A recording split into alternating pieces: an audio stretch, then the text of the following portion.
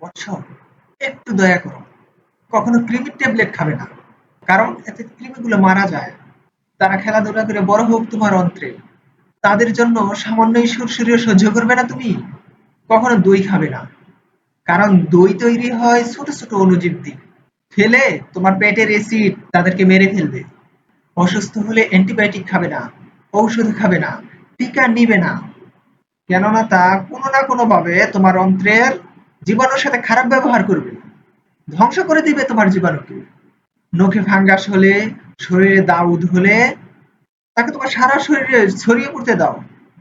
যত্নে তাদেরকে লালন পালন করো। কখনো হাইজিন হওয়ার চিন্তাই করবে না। কিসের হাইজিন? কিসের টয়লেট করার পরে জীবাণুনাশক সাবান দিয়ে হাত হাত ধোয়া? কখনো করবে না। তা তোমার জীবাণুকে মেরে ফেলে। সবজি, ফলমূল, বৃক্ষ এগুলিতে কখনোই কীটনাশক ব্যবহার করবে না। এত নিষ্ঠুরতা তোমাকে মানায় না। তোমার শরীরের রোগ প্রতিরোধ ক্ষমতা বৃদ্ধি করে এমন কোনো কাজই করবে না তুমি। কাজ করো, তোমার শরীরের চামড়া এই জীবাণুকে তাদের বাড়িতে প্রবেশ করতে বাধা দেয়। তুমি এক কাজ করো, চামড়া তুলে ফেলো। তোমার রক্তের মধ্যে শ্বেতকণিকা সর্বক্ষণ জীবাণুর পিছনে দৌড়াচ্ছে, জীবাণুকে মেরে ফেলার জন্য। এক কাজ করো, তুমি সব রক্ত দান করে দাও। দান না, ফেলে দাও। একটা প্রাণীকে মারা তো দূরে থাক, এ কথা চিন্তায় আনবে না। মনে রাখবা, প্রাণী হত্যা পাপ না, মহাপাপ। এক কাজ করো, সে বেঁচে থাক, তুমি মরে যাও।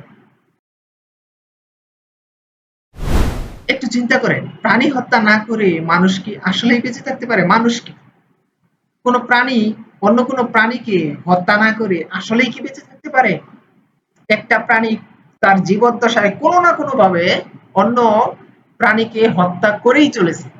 এটা আমরা প্রাণী হিসেবে বাধ্য। আমাদেরকে বেঁচে থাকতে হলে তা করতে হবে। আমরা অবশ্যই অন্য প্রাণীর উপর নিষ্ঠুর নই, বা নিষ্ঠুরতা প্রদর্শন করা উদ্দেশ্য না। তারপরেও তাদেরকে হত্যা করতে হবে, কোনো না কোনো ভাবে হত্যা করতে হবে, কারণ আমাদেরকে বেঁচে থাকতে হবে। আর একটা প্রাণীর মূল লক্ষ্যই এটা।